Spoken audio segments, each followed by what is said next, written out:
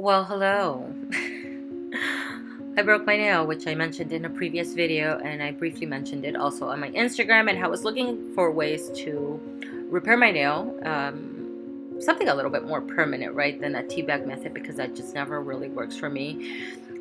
So I broke my nail pretty far down, guys, right at the smile line. It wasn't painful, it didn't cost, there was no blood, but it broke pretty far in. And there's a trial and error with this video because I ended up repairing my nail twice, which I'm going to walk you through. Some of the steps are unnecessary, but I felt like leaving everything in, and maybe you guys can learn from my mistakes and just products that maybe just didn't work for me and some that did work for me. So we're going to talk about all of that. This clip here is after the first repair, but my nail did end up breaking, I think, after a couple of days. And I think this first step was my first mistake, is not using a glue that was strong enough. So this glue is really good. It's from Kiss. It's a brush on nail glue. It worked for me in the past for much smaller breaks. Some that were not, maybe there was a little tear or of some sort. It does work for that, but for this break, it really didn't work very well. But I'm still going to walk you through everything. So I started off by applying little dabs right at the seam and holding the nail in place until it dried. I did that 2 times and then grabbed more glue and applied it to a larger surface of the nail, almost to blanket the first 2 applications, I guess, if that makes sense, and then held it together.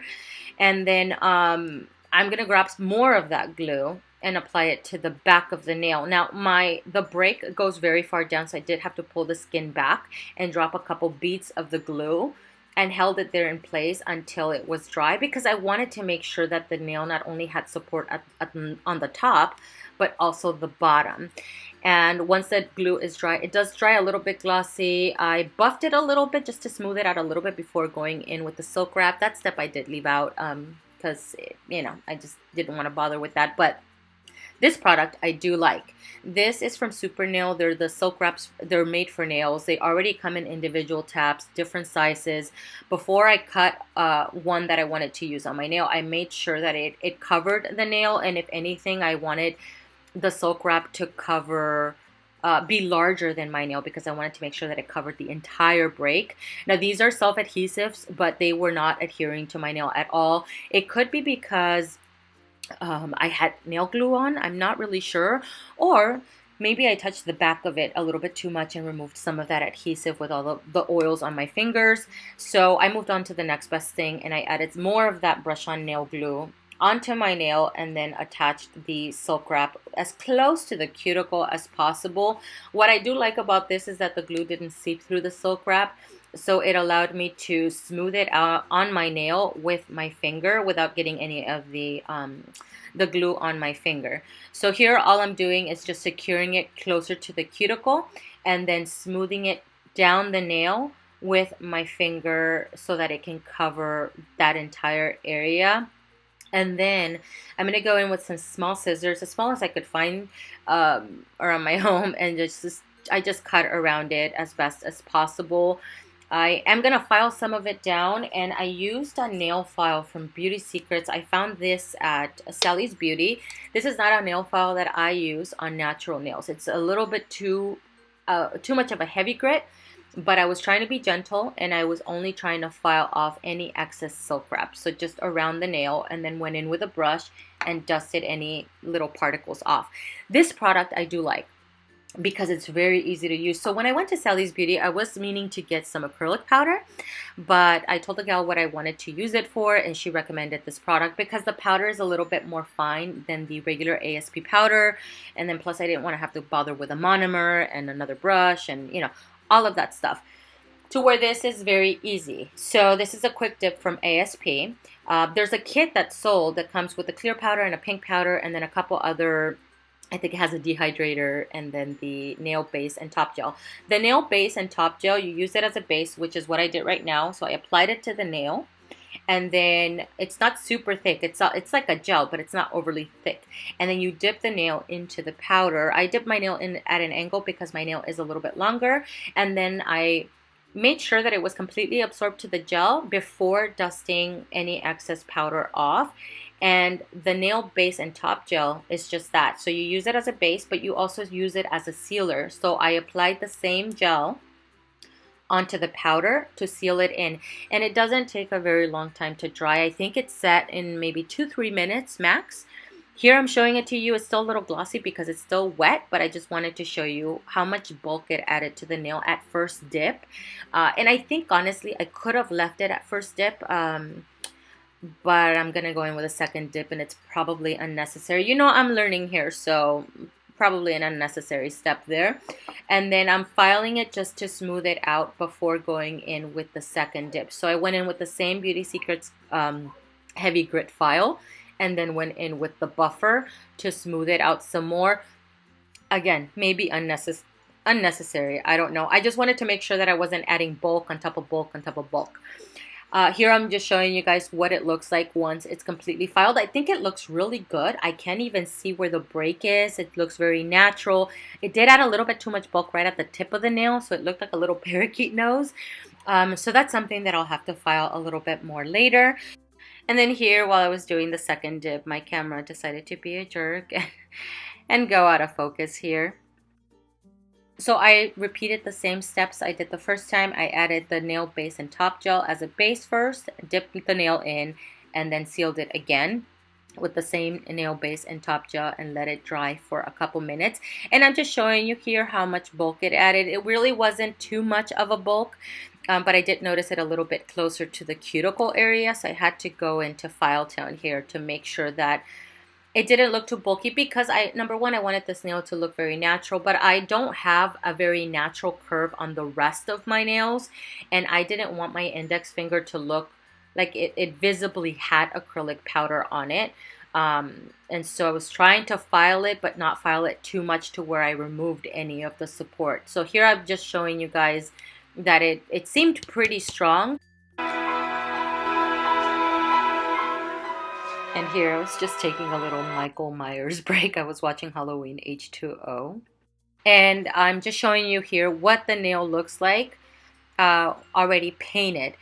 So one thing that I learned is that when you're filing and you're feeling the nail, it may feel smooth. It may feel like there's no bumps or anything like that. But once I painted it, that's when I noticed that there was a little dip closer to my cuticle. It's not something that I noticed before. Not until I painted the nail. So I ended up actually having to redo this nail, remove the polish, and then file that little area more so that it flattened out a little bit more, because again, I wanted the nail to look very natural and not look very different from the rest of my nails, because I don't have that natural curve. Some of my nails are very flat, and so I wanted it to blend in as best as possible. So this is what the manicure looks like after my first attempt of repairing the nail, but we're going to repeat the steps again. I'm going to start all over. Sadly though, I didn't capture the break, and I didn't capture me using this glue. The tip was completely off, and I was able to secure the tip back onto the nail with the ASP glue. Much stronger glue, works a lot better. It's been now 2 weeks and my nails are still going strong. So we're gonna start all over, guys. Okay, so pretend like this is the beginning of the video. So I adhered the nail with the ASP glue. I'm then going in with the IBD Brush on Gel Resin. You can find this at Sally's Beauty. And applied it like I did the first time. Instead of using the nail glue from Kiss, I'm using the resin to adhere the silk wrap onto the nail. Only that the resin is a lot thicker in consistency, so this does kind of soak through the silk wrap. So I wasn't able to smooth the silk wrap onto the nail with my finger because I kept getting resin on my finger. So I utilized the tweezers a little bit more to kind of get the silk wrap in place, and then pull it to cover the entire nail, and then I lightly went in with my finger to smooth it out as best as possible. And then I went in with the scissors to cut off any of the excess silk wrap. I did feel like the resin leaves it, because it hardens, right? And it's a lot thicker. It leaves more lumps and unevenness than with the glue, but I do feel like the resin adds more support. So once the first layer is dry and the silk wrap is on, I go in with the second layer of resin. And the resin does take a while to dry, much longer than the acrylic dip powder that I'm using from ASP. I feel like I had to allow a good 5 to 10 minutes for it to fully dry, and then go in with a nail file. I did go in with the heavy grit nail file once again, but I still was very mindful, number one, not to get to my actual nail. Number two, I don't want to file away all of the resin because I want that obviously for support. So I was mindful as to how hard I was filing, and then I went in with the buffer to smooth it out before I go in with the quick dip system. So again, we're doing the quick dip system from ASP, and then I applied the nail base and top gel once again as a base, dipped my nail into the powder. I love the system, by the way. I only bought the base and the top gel with it's the nail base and top gel, and then the clear powder. I didn't get the kit because I didn't feel like I needed the entire system. I just needed a base to dip my nail in, and then something to set it. And because the nail base and top gel does both, I don't feel like I need everything that the kit came with. So, you know, did the same thing, did the base, dip my nail, put the base or the gel again to let it set, and then I'm filing here to smooth it out.